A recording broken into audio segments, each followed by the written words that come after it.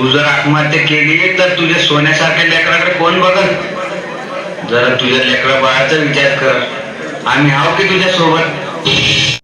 आज आपण गोदरी गावामध्ये येण्याचं कारण असं आहे की कुठेतरी या ठिकाणी जिल्हा परिषद मराठी शाळेचा जो दर्जा आहे तो सुधारावा आणि त्याच्यामध्ये या ठिकाणी काहीतरी भर पडावी या माध्यमातून हा एक बातमी बनवण्याचा प्रकार या ठिकाणी आमचा आहे, जेणेकरून या ठिकाणी विविध शाळेमध्ये जात असताना वेगवेगळे विषय त्या ठिकाणी आम्ही तुमच्यापर्यंत या ठिकाणी सादर करत असतो। परंतु आज 26 जानेवारी आहे आणि 26 जानेवारी निमित्त सांस्कृतिक महोत्सव या शाळेमध्ये घेतला जातोय। त्यांचे मुख्याध्यापक आपल्या सोबत आहेत, आदरणीय पाटोडे सर।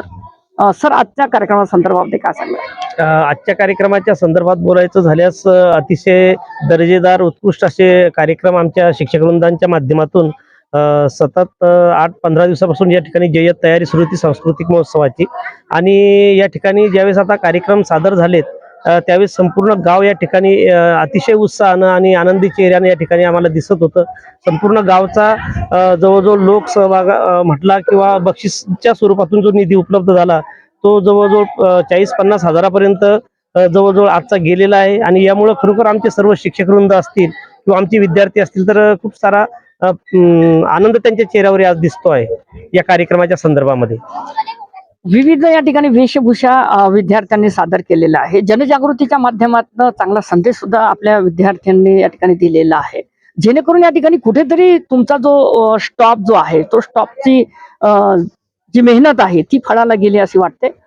नक्कीच सर, आज जे या ठिकाणी वेगवेगळ्या जे प्रोग्राम या ठिकाणी सादर झालेत त्याच्यामध्ये मग शेतकरी आत्महत्याच्या संदर्भात असेल किंवा समाज सुधारणेच्या दृष्टिकोन अनिष्ट रूढी चालीरूढींच्या संदर्भामध्ये असेल किंवा करमणुकीच्या माध्यमातून या ठिकाणी विद्यार्थ्यांनी आमच्या नाटिका वगैरे नाट्यछटा वगैरे सादर केल्यात। त्यातून आम्ही नक्कीच आज समाजाला आमच्या गावाला एक वेगळा असा संदेश दिला त्यामधून की चांगल्या पद्धतीने जर आयुष्य जगायचं असेल तर ह्या सगळ्या गोष्टी आपण थोड्या बाजूला जर सारल्या आणि आनंदानं जर आपला आयुष्य जगण्याला जर सुरुवात केली तर नक्कीच हे गाव एक वैभवशाली गाव बनेल आणि चांगल्या विचाराचं गाव तयार होईल। या शाळेच्या माध्यमातून आम्ही हाच प्रयत्न आमचा या सांस्कृतिक कार्यक्रमाच्या माध्यमातून या ठिकाणी आम्हाला गावाला दाखवायचा होता आणि गावानं सुद्धा आम्हाला अतिशय चांगल्या पद्धतीनं प्रतिसाद या कार्यक्रमासाठी दिला। त्यामुळं आज खरोखर आम्ही खूप समाधानी आहोत। डिजिटलच्या संदर्भामध्ये बोलायचं झाल्यास आज आपण पाहतो की आधुनिक जे तंत्रज्ञान आहे आणि आता तर लगेच AI तंत्रज्ञानावर आधारित सर्व गोष्टी सुरू आहेत। यामध्ये आमचा विद्यार्थी कुठेही मागं पडता कामा नये म्हणून आधुनिक तंत्रज्ञान आम्ही आमच्या अध्ययनाध्यापनाच्या प्रक्रियेमध्ये सुद्धा चांगल्या पद्धतीने राबवतो। माझे जे संपूर्ण शिक्षक आहेत ते सुद्धा आपल्या प्रत्येक उपक्रमातून वगैरे आधुनिक तंत्रज्ञानाची धडी विद्यार्थ्यांना देतात। या ठिकाणी संगणक असेल किंवा सायन्स लॅब असेल किंवा इतरही काही AI तंत्रज्ञान आता डेव्हलप झालेलं आहे तर त्या संदर्भामध्ये विद्यार्थ्यांना सातत्यानं मार्गदर्शन करतात। आणि नक्कीच एक वेळ या शाळेमधील सगळे विद्यार्थी जवळजवळ समजा MSCIT हून 8 वर्ग होत असताना बाहेर पडतील असा आमचा एक संकल्प आहे किंवा 8व्या वर्गापर्यंत विद्यार्थ्यांचं MSCIT पूर्ण झालेलं असावं।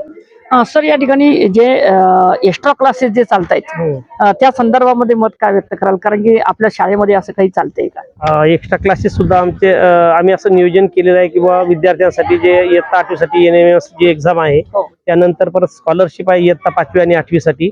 त्याच्यानंतर यावर्षी गव्हर्नमेंटनं इयत्ता 4थी आणि 7वी साठी सुद्धा स्कॉलरशिपचा एक शासन निर्णय काढलेला आहे।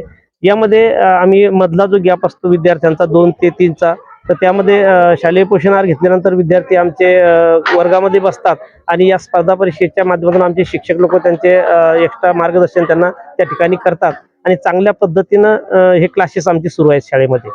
बरं, मराठी मीडियमच्या ज्या शाळा आहेत आणि इंग्रजी माध्यमच्या ज्या शाळा आहेत त्या संदर्भामध्ये काय भावना व्यक्त कराल? इंग्रजी माध्यमाच्या शाळांचं जे पेव आता सध्या फुटलेलं आहे आणि समाज काही पालक सुद्धा त्याकडे आकर्षित होत आहेत। ते भौतिक सुविधा मोठमोठ्या ज्या दिखाऊपणा बिल्डिंग्स असतात या हिशोबातून ते दिसत आहेत, पालक आकर्षित झाले आहेत, परंतु खरी गुणवत्ता जी आहे ती मराठी शाळांमध्ये आपल्याला दिसून येते की ज्यावेळेस एखाद्या MPSC असेल UPSC एक्झाम असतील त्यामध्ये जो निर्णय बाहेर येतो, निकाल बाहेर येतो त्यावेळेस आपल्याला समजते किंवा मराठी माध्यमाच्या शाळेतून शिकलेली मुलं किंवा मातृभाषेतून शिक्षण घेतलेली मुलं हेच त्यामध्ये अव्वल आलेले आपल्याला दिसून येतात। त्यामुळं मला तरी वाटतं किंवा इंग्रजी माध्यमाच्या शाळांमध्ये आपल्या मुलांना शिकवल्यापेक्षा आणि वायफळ खर्च आपण वाया घालवल्यापेक्षा आपल्या मातृभाषेतून जे प्राथमिक शिक्षण विद्यार्थ्यांना जर दिल्या गेलं तर ते सातत्यानं प्रभावी असं ठरेल. सर, या ठिकाणी ही जी शाळा आहे ही जुनी इमारती या ठिकाणी दिसत आहेत.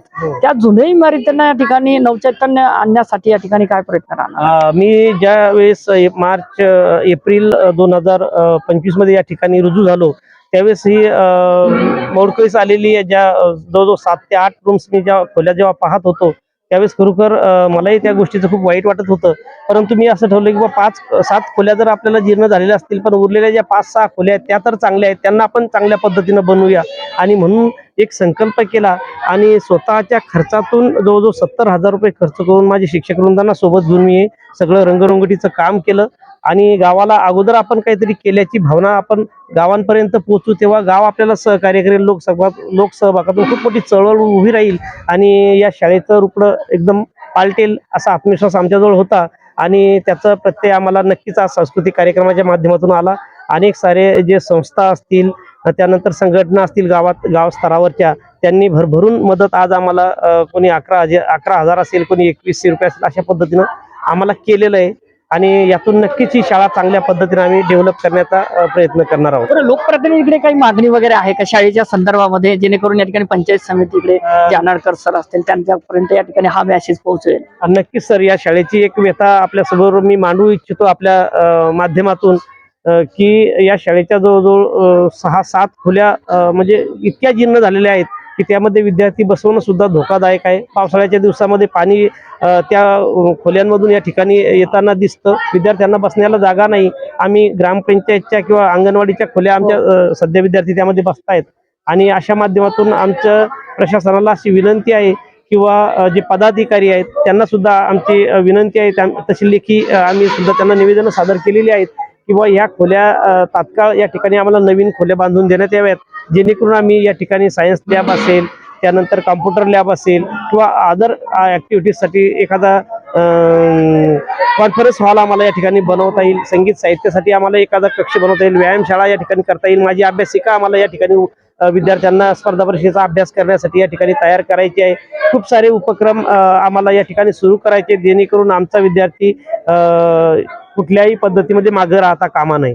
आणि तो एक संकल्प आमचा आहे. हीच एक मागणी आपल्या चॅनलच्या माध्यमातून आम्हाला पदाधिकाऱ्यांपर्यंत पोहोचवायची आहे.